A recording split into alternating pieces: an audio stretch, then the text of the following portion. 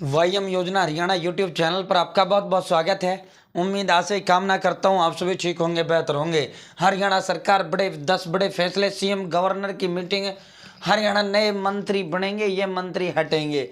हरियाणा स्कूलों पर लटकी तलवार, सीएम मनोहर 3 बड़े फैसले, बिजली बड़ा धमाका।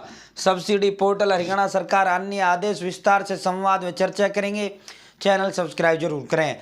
Haryana family ID, Haryana BPL ration card, Haryana व केंद्र सरकार की छोटी बड़ी योजनाओं, हरियाणा व केंद्र का कुछ भी ऐसा हो जिसका लेना देना आपसे हो, सटीक व विश्वसनीय देने का काम करता हूं। अगर आप मेरे साथ जुड़े हैं तो ये नहीं कह पाओगे मुझे पता नहीं चला ये योजना कब आया कब चला गया, या तो जुड़े नहीं या देखते नहीं। साथियों, आपकी स्पेशल आपकी सेवा के लिए व्हाट्सएप ग्रुप भी हमने बनाया है। आप हमारे साथ डिस्क्रिप्शन में व्हाट्सएप ग्रुप का लिंक मैंने दे दिया, आप जुड़ सकते हो। तो दोस्तों, आप शुरू करते हैं। शीतकालीन सत्र के बाद शीतकालीन जो अपना सेशन है वो 15, 18, 19 दिसंबर को 3 दिन शीतकालीन सत्र है। मंत्रिमंडल में फेरबदल की तैयारी, बीजेपी जेजेपी से दिख सकते हैं नए चेहरे।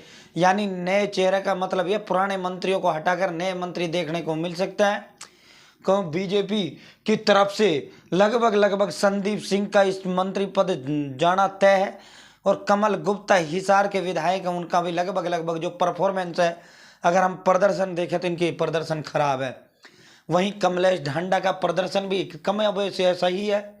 इन तीनों विधायकों का जो मंत्री पद है वो छीन सकता है, नए मंत्री देखने को मिल सकता है।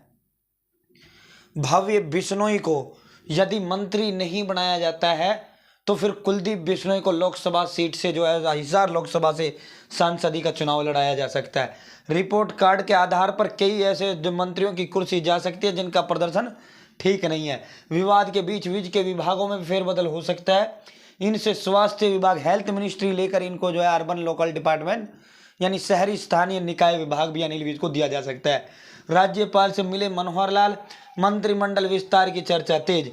कुछ चेयरमैन, नए चेयरमैन भी विभिन्न बॉडीज के आयोग के बनने देखने को मिलेंगे।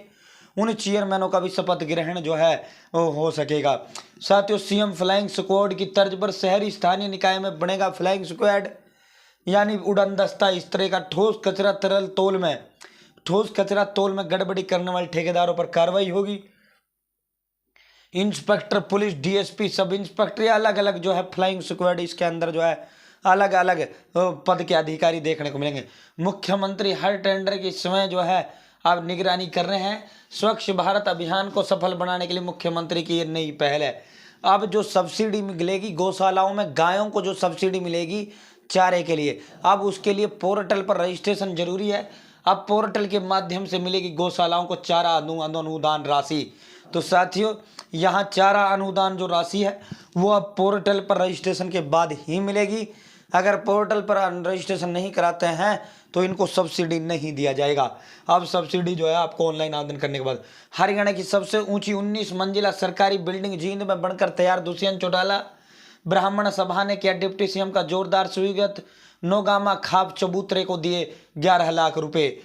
तेलंगाना के चयनित मुख्यमंत्री रेवंत रेड्डी सांसद दीपेंद्र हुड्डा से मिलने उनके आवास पहुंचे, और शपथ ग्रहण का जो है न्योता तेलंगाना के मुख्यमंत्री श्री रेवंत रेड्डी ने दीपेंद्र सिंह हुड्डा को दिया।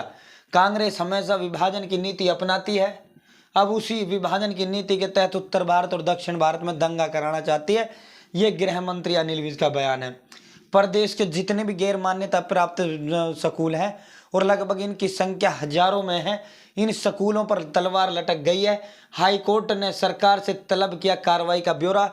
हाईकोर्ट ने पूछा है कि आप हर बार इनके एक्सटेंशन देते तो इनको एक्सटेंशन क्यों देते हो, इनका ब्लैक करिए। क्या मतलब है जब इनके पास मान्यता ये लेते ही नहीं।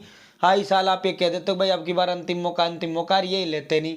इनकी आदत बिगड़ गई। हाईकोर्ट ने प्रदेश सरकार को गैर मान्यता प्राप्त स्कूलों को लेकर रुख स्पष्ट करने का आदेश दिया।